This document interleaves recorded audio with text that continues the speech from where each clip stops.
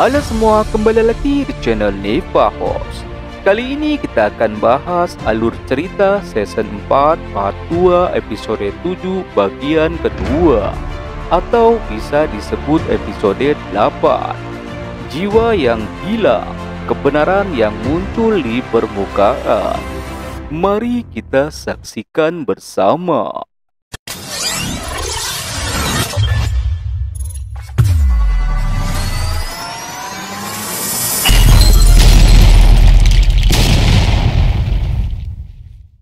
Scene pertama diceritakan adegan di mana Gwidoyon sebelum mendapatkan bola makhluk milik Hariko.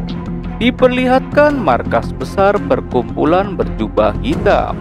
Lalu kita dikejutkan percakapan antara Gwidoyon dengan sang pemimpin Guido. Di sini diperintahkan Gwidoyon untuk mengambil bola makhluk milik Hariko dan Duriko. Yang memang misi ini adalah untuk mengambil bola makhluk. Kemudian datanglah Guido Api yang memberikan informasi terkait adanya bola makhluk. Rencana Gwidoyon untuk mendapatkan bola makhluk akhirnya terselesaikan di episode 7 bagian pertama. Scene selanjutnya, kita diperlihatkan penyesalan Hariko terhadap keputusan yang diambilnya dan kekecewaan terhadap Gwidoyon atau kakak dari Kang Lim. Kemudian Hariko dan Shinbi bergegas untuk mengejar Gwidoyon dengan kapal emasnya. Di sisi lain kapal terlihat anggota dari perkumpulan berjubah hitam, yaitu Guido Besi, yang memantau pergerakan Gwidoyon dan melihat Hariko dan Shinbi. Lalu Guido Besi menebar benih embrio monster laut yang tampaknya berbeda dari sebelumnya. Di sisi lain terlihat anggota kepolisian tim dari Ibu Hariko dan terlihat bersama Duriko. Tim kepolisian hendak memeriksa keadaan kapal yang tampaknya tidak ada seseorang. Ya, wajar saja tidak ada seseorang, karena Hariko sudah memindahkannya ke Pulau Batu. Tiba-tiba muncul monster laut yang langsung menerkam anggota kepolisian. Dan tampaknya Hariko dan Shinbi pun mengetahui monster tersebut. Hariko terkejut melihat ketika ada monster laut yang muncul karena sebelumnya monster itu sudah dimusnahkan. Tiba-tiba monster itu muncul di hadapan Hariko dan mulai menyerang Hariko dan Shinbi. Di sisi lain, terlihat monster itu pun menyerang tim kepolisian dan Duriko. Kemudian dengan sigap anggota kepolisian menyerang monster tersebut menggunakan selang air. Tampaknya Duriko dan ibunya melihat Hariko yang sedang diserang oleh monster laut.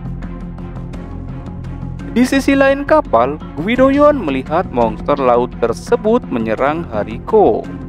Tiba-tiba Guido Besi muncul di hadapan Gwidoyon.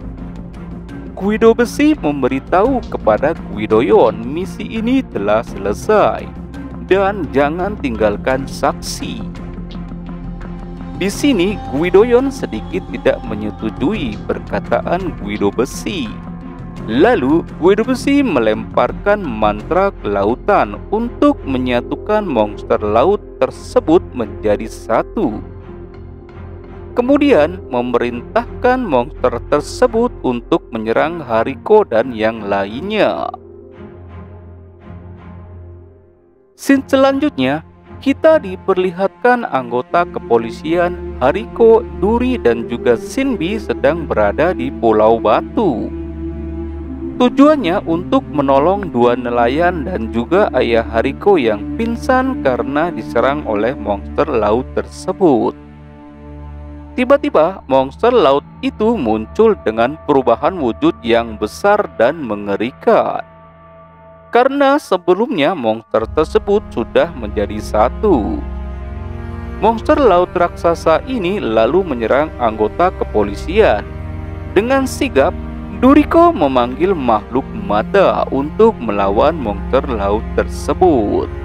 Pertarungan pun terjadi dan sedikit mendesak makhluk mata. Di sisi lain kapal, terlihat anggota Guido sedang memantau pertarungan monster laut dan makhluk yang dipanggil Duriko. Ternyata makhluk mata ini tidak bisa mengalahkan monster laut raksasa. Monster laut pun kembali menyerang Hariko, Duriko, Shinbi dan juga ibunya. Lalu Shinbi pun terpental ke lautan. Monster laut itu menyerang Duriko dan tanpa pikir panjang, Hariko melempar monster laut tersebut dengan batu. Lalu monster tersebut balik menyerang Hariko dan ternyata Hariko terkena serangan di bagian lengan. Di sisi lain, Guidoyon melihat Hariko terkena serangan dari monster laut tersebut, lalu berusaha untuk menolongnya. Tetapi di sini Guido besi mencegah Guidoyon ini. Kemudian pertarungan pun tidak bisa dipungkiri antara Guidoyon dengan Guido besi. Kemudian kita diperlihatkan Ibu Hariko berusaha mengalihkan monster laut ini dengan pistol kepolisian. Tetapi Ibu Hariko malah terkena serangan monster tersebut. Di sisi lain, kita diperlihatkan pertarungan Guido besi dan Guidoyon yang sepertinya sama kuatnya. Lalu Guido besi menceritakan kembali saat Guidoyon ditolong oleh Guido God. Kilas balik masa lalu Guidoyon diperlihatkan. Di sini kita diperlihatkan ternyata wanita misterius yang mirip dengan Hariko adalah adik dari Guidoyon. Diceritakan Guidoyon dan adiknya sedang diserang oleh makhluk hitam.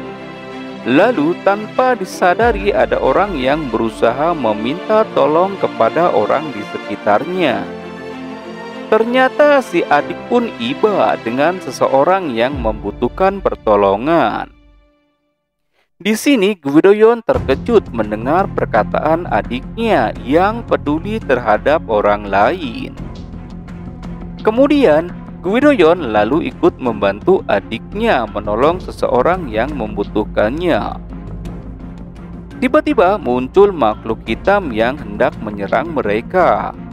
Kemudian dengan berani Guidoyon mengalihkan makhluk hitam ini dan menjauhi mereka. Lalu Guidoyon akhirnya terkena serangan dan tertimpa bangunan yang runtuh. Kemudian si adik datang dan berusaha menolongnya. Lalu Guidoyon berkata, "Kenapa kau datang menyelamatkanku?" Dan si adik berkata, "Tidak mungkin saya meninggalkan keluargaku." Di sini Guidoyon lagi-lagi takjub mendengar ucapan adiknya yang begitu peduli terhadap keluarga dan orang lain. Tiba-tiba makhluk hitam pun kembali dan menyerang adiknya. Seketika adik Guidoyon ini lenyap menjadi abu. Di sini Guidoyon murka dan marah melihat di depan kepalanya adiknya lenyap menjadi abu. Tanpa disadari, mengeluarkan energi ungu di badannya dan menyerang makhluk hitam tersebut. Pertarungan terjadi dan singkat cerita Guidogon muncul dan menolong Guidoyon ini.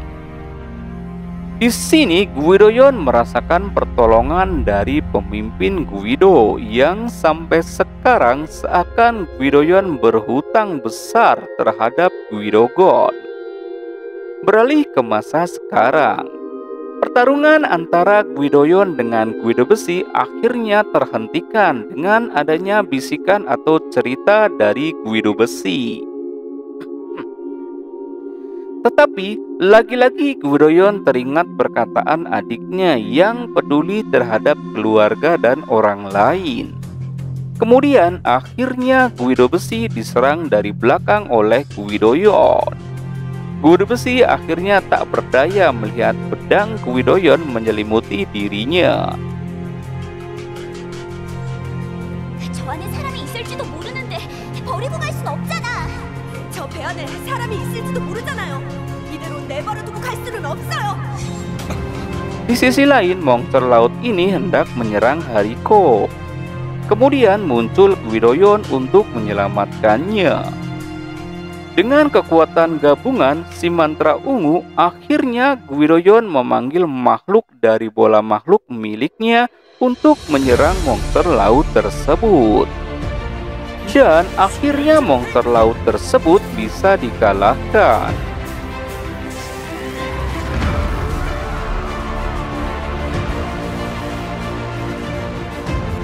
Di sini Guidoyon yang merasa bersalah terhadap Hariko. Guidoyon mengembalikan bola makhluk milik Hariko. Hariko sangat marah dan mengungkapkan marahnya dengan melontarkan perkataan untuk Guidoyon. Kemudian tanpa pikir panjang, Guidoyon pergi meninggalkan Hariko.